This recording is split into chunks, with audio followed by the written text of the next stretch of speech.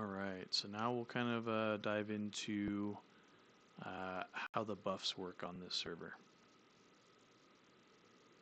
So as a reminder, in the prior videos, on this server for Unfamiliar Shores, we do not have creature or item magic. We do have life magic for more of like the life spells of like healing, revitalizing, more like for stat type of stuff. We've got some custom spells here, again, as a reminder, where you can do like a heal over time self spell or heal over time other. You can do your dispels. If you had war magic, you can cast these other, damaging spells. But you'll see it's ticking right there every 5 seconds for, a portion of your health if I was missing any. But in order to be able to buff, you can't, with life magic, you cannot vuln monsters to make them weak, and you cannot buff your protections. You have to use gems, which inside Marketplace, let's go there first, you can purchase one of these gem pouches. Highly recommend it. It's a good way to save your stuff because the pouch itself is bonded, and as long as you have, maybe a handful of like 10 to 15 other items on your character that can kind of be swallowed up by the void, is what we call it, right? Where when you die in hardcore mode, you lose your gear that is not bonded, and so I would lose, a handful of these things here. I'd lose all my mana stones that are not bonded here, but I would keep the bonded items on me, which would be stuff like, these recall scrolls, these quest turn-ins, Althoy pincers, some of these items here, and then my gems, they're not bonded. So you want to put them in this gem pouch so that they're safe. The only time you would lose them from this pouch is if you did not have enough items. I'd say a good 10 to 15 items that can be lost in the rest of your other packs. If you don't have those, then it will start pulling from this, starting with the highest value. Okay. But here from this vendor in Marketplace, you can go to your containers and get a gem pouch. You can also do the same thing for components, because on this server you do need to have components. You can still learn scrolls, which they're learned from finding scrolls off of monsters and chests when you're out exploring. You don't need to actually go through the whole creation of those spells through spell research, for those that remember that back in the day. We have evolved from that, but you don't get to go to just the vendors in Arwick like an end of retail server and buy all of your spells in one-stop shop. You have to actually go and find them and explore. Okay, so these buff gems, though, I'll show an example of kind of how they work.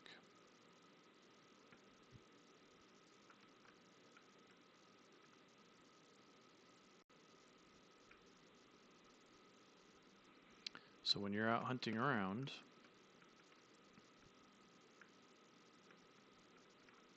you'll be able to find gems off of monsters as well as jewelry, all that stuff. So let's kill a few of these just to see if we can find some here.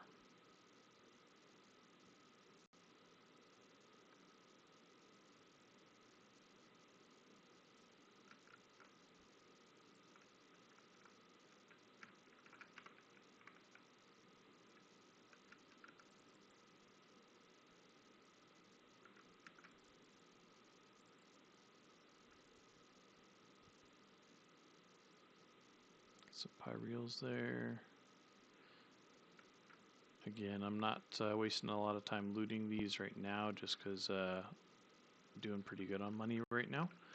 But for anyone that's starting out, I would recommend anytime you see pyreals, loot them. See any high value stuff that you can just go and sell. Anything helps to be able to get the money flowing.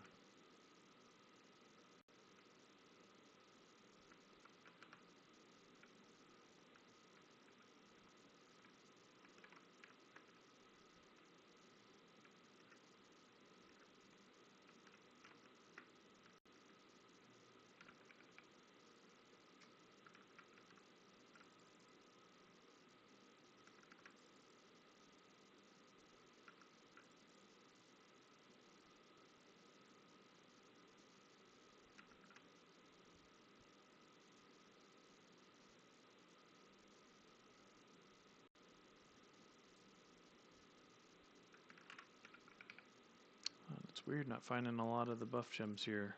I will be sharing another strategy around buff gems that I prefer to do when starting a new character. But I at least wanted to show you guys what it is. But essentially, you might find one that has, this spell on it. I think for time's sake, we can at least understand that. It's going to come with it. Now, I will say you're not going to find them with level 7s very often. Usually going to have level 6 or below. But a little strategy. So if you remember, I said that you lose the items in your packs, right, when you die. And as long as you have enough items that are higher value than your gems will stay safe in this pack. Now, if you find a gem that's worth, let's say, 15,000, there's a good chance that even though it's in this pouch, it's still going to get lost on death. And it would be on your body. You'd be able to go and recover it, but if you're playing in the PvP mode, someone could loot it, take it, and there's that risk. So a little strategy we have, this would be like kind of entry level to crafting your gems, is there is a process called extraction. And you can extract spells off of items. So let's go over here, go to a jeweler. So one of the things I always like to do early on is I know that my race on my character that I selected on this one is show. So I'll go to my lower level show towns like Shaoxi, Yanqi, what's another one? Shaoxi, Yanqi,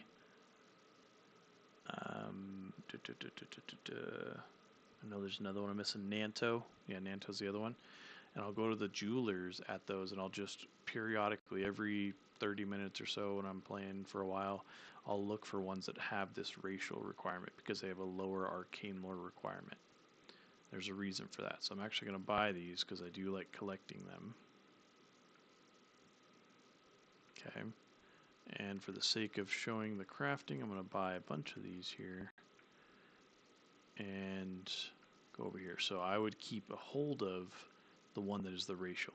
Okay, I like to inscribe it so I don't accidentally salvage it. There's a reason behind that, but this is where I'm at. Okay, now I would go to the Archmage, which is inside this house here.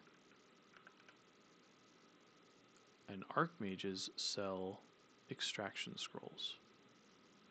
I'm going to buy a few of those. So remember this one here. So this spell on this right here is able to do quickness other 1. So it will buff my quickness by 10 points. Every time I use it, it's going to pull 10 mana from this. So I need to make sure that I have mana stones that I can then apply onto these. And that's another reason of having a pouch like this. Benefit is I can go and just add mana from a mana stone. Like this one has 4,200 mana on it.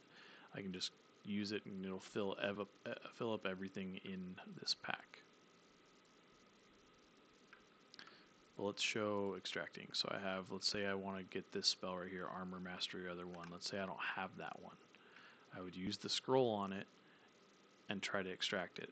50% chance. It tells you your odds that you have to do it. Okay. So let's say, okay, I want to try to get Focus Other 1. There it is. Successfully extracted Focus Other 1. I could then go over to this one here, and I can put, it doesn't have to be the same level. I could have let's say a Focus level 7 spell. And I could then use that extracted spell onto this gem, and it replaces, now that has Focus Other 1 on it. Okay. That's how these right here were built, is that I took, and you'll see they're all show requirement, right, to keep the arcane lore lower, because it has the racial bonus, or reduction of the arcane.